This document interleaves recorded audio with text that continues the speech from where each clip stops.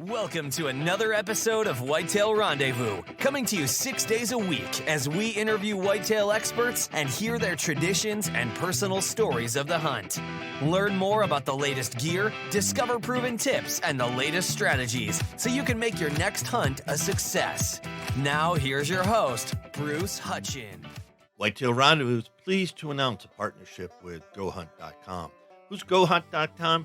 Well, if you're a DIY hunter, you need the information at GoHunt.com/insider. Why? Because it provides 4,200 profiles, every unit, every species, and every season. Furthermore, they give in-depth analysis, interactive maps, unit access, and seasonal trends. Draw odds are very important, and they give you the most accurate information in the business. All this is available when you go to GoHunt.com/insider. Make sure you use promo code WR when you join Insider. You'll get a $50 gift card for GoHunt.com Gear Shop. Remember, when you become a member of GoHunt.com/insider, you're going to get a $50 gift card to Go Hunt Gear Shop. What's in the gear shop? The best gear that you can buy for hunting the West. All in all, if you're hunting out West in 2018, GoHunt.com/insider is where you need to be to get all the research information. When you use promo code WR, Whitetail Rendezvous receives a small commission from GoHunt.com.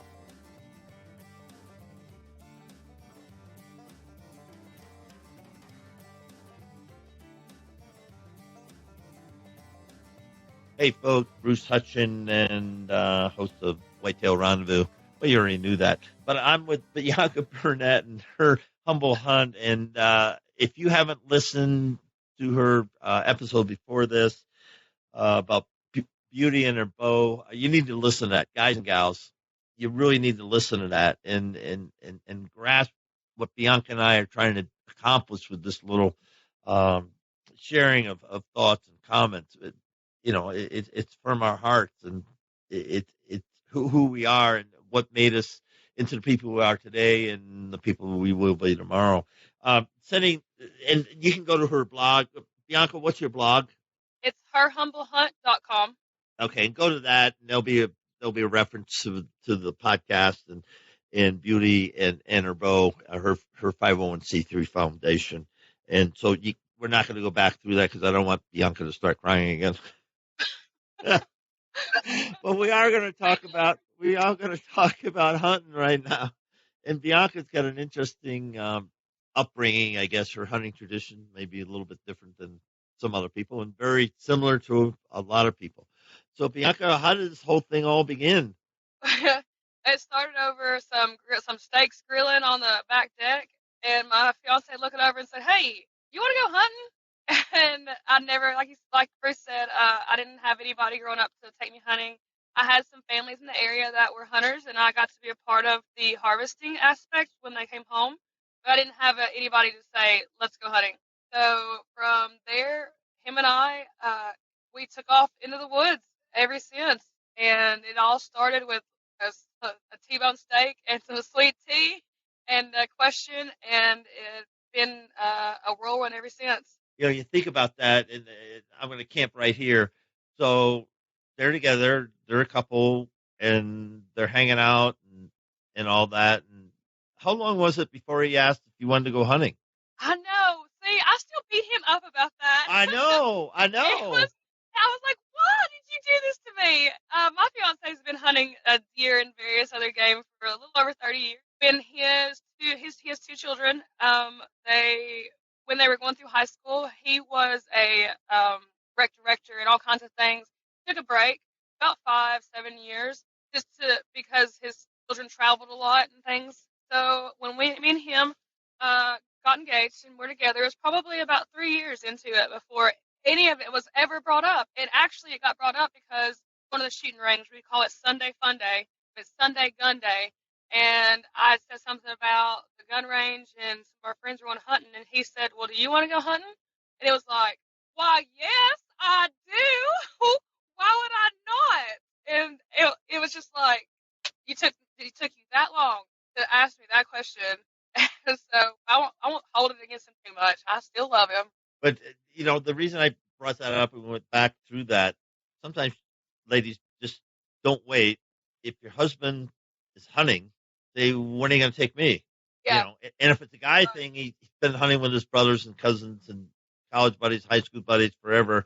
To say, just you and me. Let's just go out for the day. We don't have to go to camp. We don't have to do anything. Let's just go and see how it works out. I might like it. And Yeah, if they don't know, then why would they ask? yeah, and sometimes, when I first got married with Kath, I took her hunting and it was okay for her. And that was about it, and then fortunately she let me go hunting. But she knew kind of sort of what it was about, and she enjoyed it, and she had fun. And I remember one time, we're sitting, we were duck hunting. We had the blind set up. She had to get up at 4 o'clock in the morning. Blah blah blah. You did all that, everything set up, and we're sitting there, and the sun's coming up, and the stillness on the water and the fog just drifting by, and it's perfect.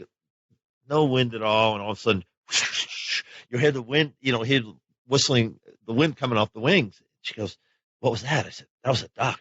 She said, "How come you didn't shoot it?" I said, "Because this is hunting. I don't have to kill all that." She's looking at me going, "Wait a minute, you got the gun, all the stuff." And, then another bird comes by and stuff. But then one tries to land in decoys, and that didn't work out well for him at all. But it was Then just, it became.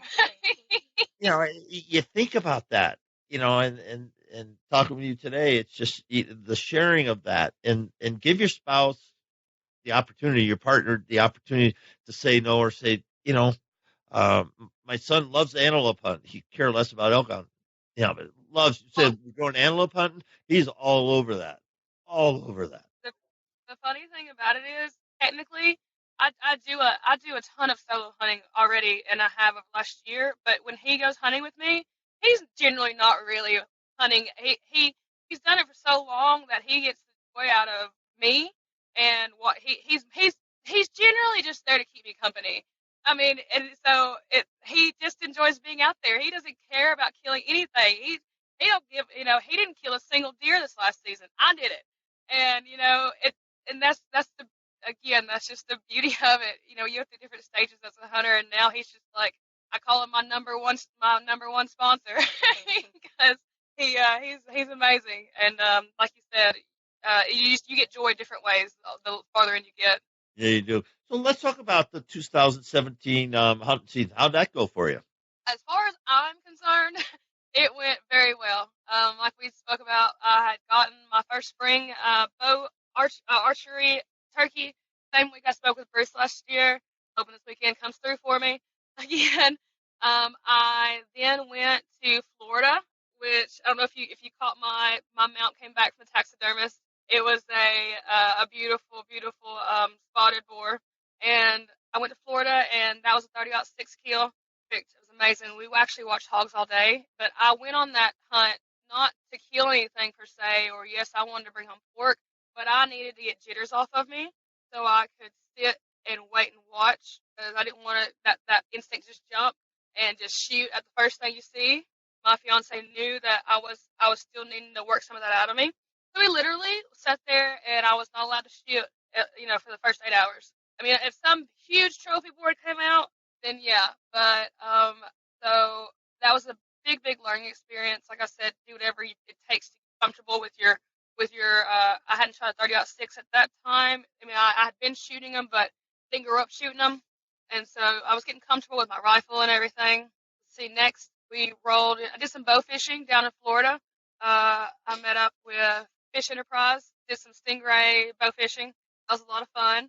I shared that trip with one of our best friends, Brian Vandergriff, part of Team Vandergriff. My fiance and April decided to hang back on the beach with the kids and a cocktail, and me and Brian went bow fished all night with charter, and that was an amazing experience. I almost shot a hammerhead. Thank God, they caught me in time, because that is illegal. But I'm nearsighted, and I couldn't quite make it out back home. If it's big, you shoot it, So thank God they got me just in time. I did shoot a very, very nice spring in.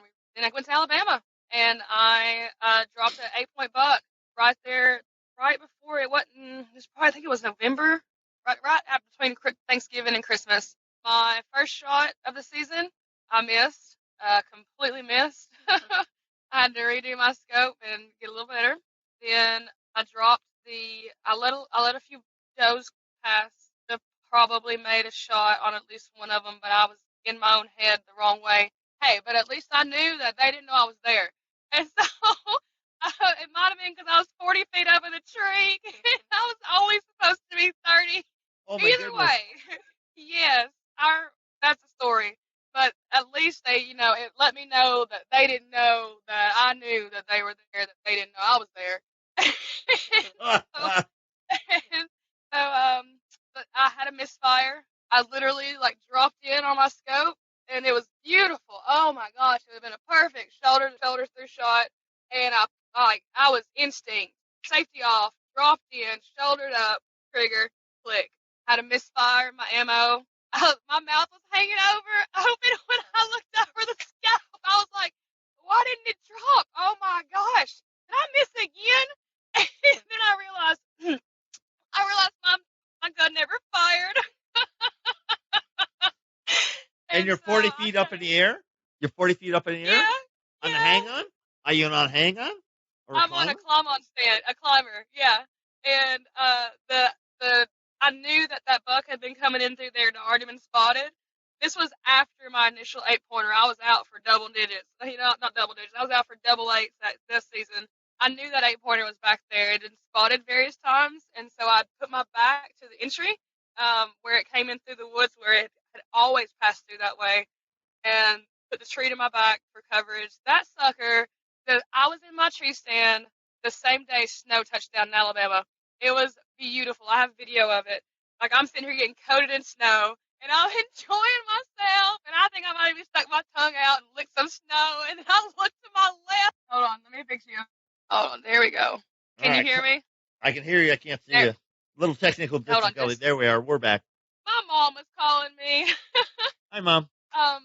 So I'm literally just enjoying being in this tree, and the snow is coming down at deer camp. My first season, I'm solo hunting. My fiance is at work. He's come to join me after.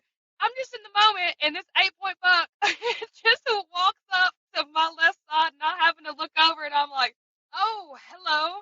And it never made a sound. I never heard it. That's something I learned this season was deer do not make sounds. And I was like, how do these squirrels sound like sky bombers, and these deer are silent predators almost? If they were predators, we would be dead. Okay, I never heard him. Anyway, from what I understand, the deers put down pheromone and different things, and they get scared or spooked sometimes. And so I think he walked past me to my left, and the sucker was past me. I had him. I was already sitting here thinking how I was going to text my fiance and tell him I just dropped another 8. I mean, I've got it in my head. So all of a sudden, the buck puts its head down and sniffs, and he had to jump 4 feet off the ground. It looked like it suddenly scared him so bad, and it wasn't me. I had not moved at this point. Not a single movement came out of me. I didn't even turn my head to him. I just looked with my eyes. Okay, my tongue might have been sticking out of my mouth. So, other than that, I knew better than to move. I was waiting for him to get farther past me, because he was angled up, so I knew I could make that shot through. So he jumped, darted left, and I quickly dropped in, thinking I could still get a shot on him. By the time I pulled up my rifle, he looked right up at me. He looked me square in the face, and I was like, no. And he took off. Man, he hauled tail. I could hear his hooves at that point. It was so intense, the kind of power he put down when he took off. I could hear the hooves hitting the ground as he hauled tail through the woods. I mean, he was gone. So, 1-8, which, I mean, like I said, it's not about the harvesting and the killing, because some people go years and don't get anything. So I'm thankful for the 8-pointer that I got. It was a little warm that day, so it was a little bit of a rush to drag them out, gut them, and get them cooled off. That was a little bit earlier in the season. Then we had a really hard winter. We had such a hard winter that I didn't get to go back after Christmas, even though the Alabama season doesn't end till mid-February. None of us, even our really close friends that hunt like us, we didn't go back out. We weren't prepared for 2-degree weather. Here in the South, we hadn't seen weather like that in years. And for me, I tried. My hands would freeze up. I couldn't move. My feet and toes. It didn't matter what I had on. So I'm glad I got what I did. But I learned a whole lot. I spent a lot of hours out in those land that I'd seen before. By the season's end, it looked like a whole piece of different land to me because I started mapping it and knowing better what I was looking for when I was scouting areas. So it was a beautiful, beautiful season. So this one just kicked off. Who knows what's going to happen? Now let's go back to the buck. He put his nose down and smelled something that wasn't good. So had a doe in there or a buck? I just want to kind of get that. Who left that warning sign? Well, see, now again, Bianca Jane is not a professional. I only think what I think. A week before that, another one of the club members had I had actually left my climbing stand over there on one of the trees. I have a couple of them I leave in different areas. He came back and said, "Oh, I'm sorry, I didn't mean to be hunting your spot." And I was like, "Bro, you ain't hunting my spot. The land is everybody's. We all hunt wherever. I wasn't hunting there that week anyway." Well, he saw that buck. He shot at that buck. And so I bet you anything, if it wasn't that same buck, that whatever happened that week before or a few days prior that scared that last deer off so bad, I as best I can bet was that it was smelling that fear that when that other because the guy said it was an 8-pointer, he described its rack to me and like it's what's it called? It's the center part of the rack right here, the A frame. Well, I can't remember what's the terminology now, but he described the rack to me, and that's that buck. That's that same buck. Yeah. And so, but I don't really know for sure what it was. That's the best guess I have because when I tell you that I am like a gargoyle that's stoned in a tree stand, the Grim Reaper might come by a couple times to make sure I'm still breathing because I do not move. My body hurts so bad when I come out of a stand, but I look with my eyes. And I was like, it wasn't me, but something scared him. So he had funky brow signs. The G1s are brow signs. Yes, G1s. That's what it is. G1s. Yes. If you look on my accounts, you'll see the 8-point that I dropped. It had huge G1s, like astronomical for some would say, in respect to the area. And I'm like, was that his brother? Maybe it's his twin. I don't know. I mean, we're talking like 6-inch, 8-inch. Yeah, you can see me. They outsize the rack almost. I mean, it looked weird. It was weird. Like they were weird laid out for for what the other deer in the area looked like because the people in the area they've been hunting there the whole life, and the population of deer there. I mean, if they see an ugly deer or they see something that's messed up with its rack and whatever, they'll literally tell the club owners because we follow different rules. We don't shoot anything under 6 points and various things, but they'll say, "I'll give $100 to the first person that drops that buck because I do not want him in my herd." So it's funny, but I might have actually got some money if I dropped that buck. You might have. So, yeah. No, that's interesting. And folks, I knew caribou leave scent. There's no question because I've watched caribou come in and they follow the herd. Why would they follow that herd? Because of a trail, maybe. But and forgive me, I can't remember the guy's name that hunted up there, and I'll think of it after the show. But anyway, he told me about how caribou will actually secrete something out of their hooves, and the other caribou following will come come right along on them, and so that's interesting. I spoke to that back at camp. Yeah. Like I said, campfire, chill out time. We don't really hunt together, but we were all in the same camp back at the police club. Yeah. And we had been talking about it, and some of the other hunters had brought it up too. So maybe I'm wrong, maybe I'm right. Either way, I'm gonna ask somebody at QGMA.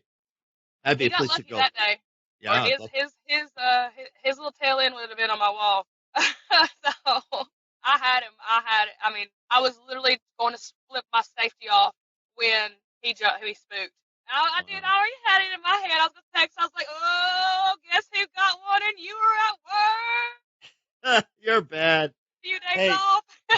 We're going to change it up now. Enough of us this hunting stuff, but what's this International Huntress all about? We talked about that in the pre-show, and Bianca Jane's going to talk a little bit about that right now.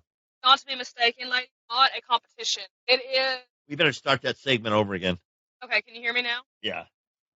Yeah, I'll edit this out. Go ahead. Start over. Bianca Jane's going to share something about the International Huntress. What's that all about? International Mistaken is not competing. It is based on women building women. It is based on.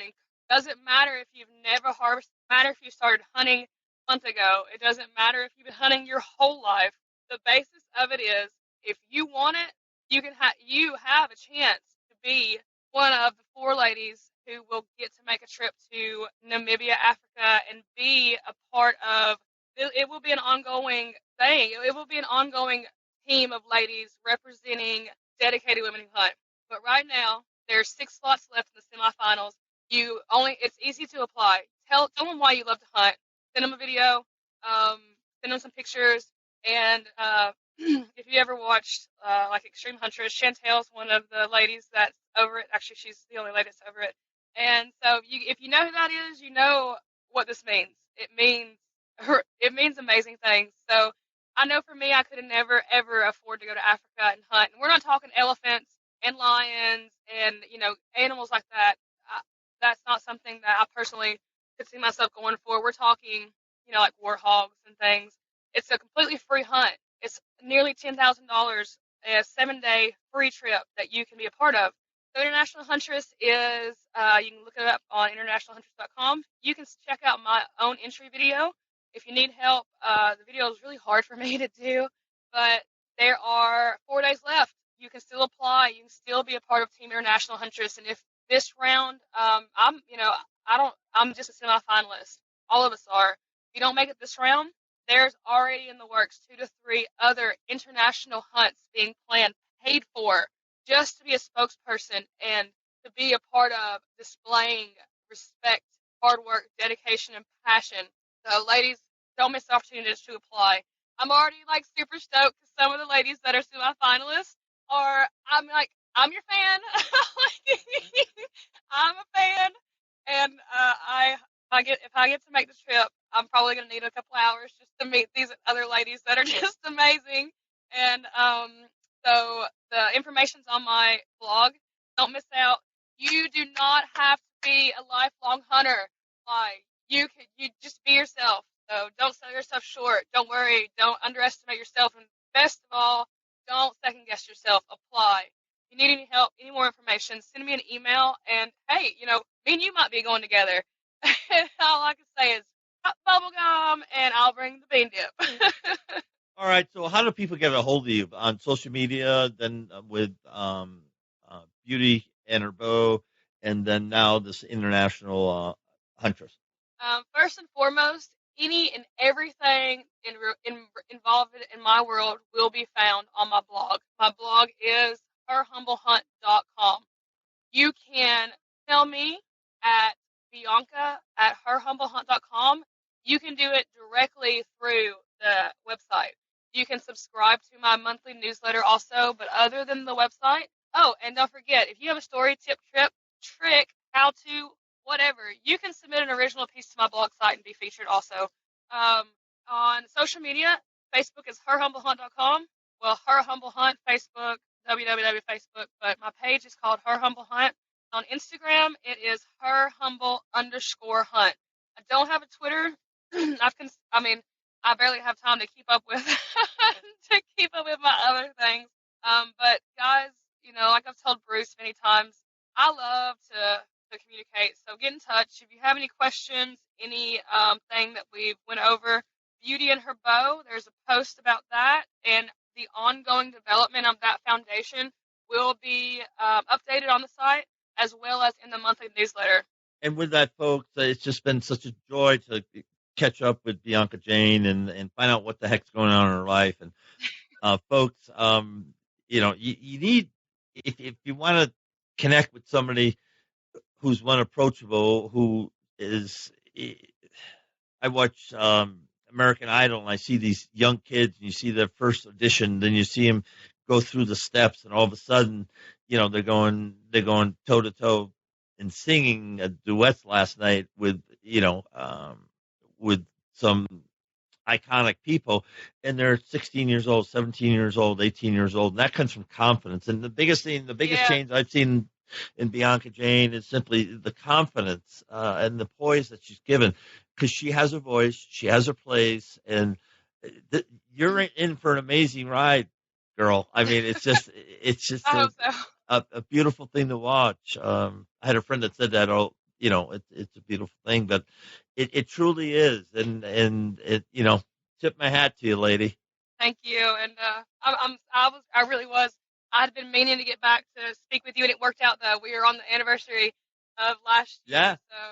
Yeah. So I was really thrilled to get back to chat with you. I had so many things I want to talk to you about. And, Bruce, thanks. You were a part from the beginning, and you were one of the first to say, just enjoy it. It's not about killing. It's about hunting. And so thank you for that.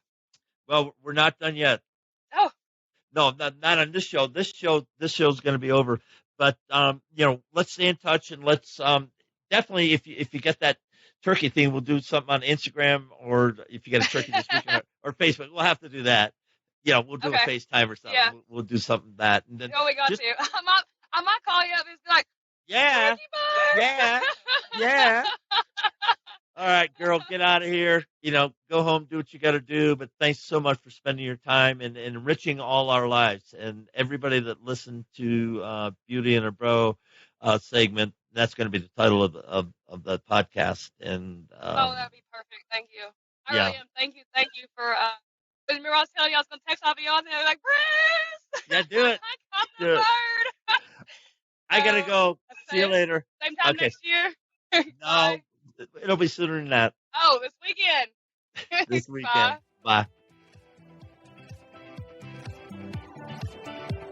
Thanks for joining us. Be sure to tune in tomorrow for another episode of Whitetail Rendezvous, where you can listen and learn from the experts so you can be more successful on your next hunt.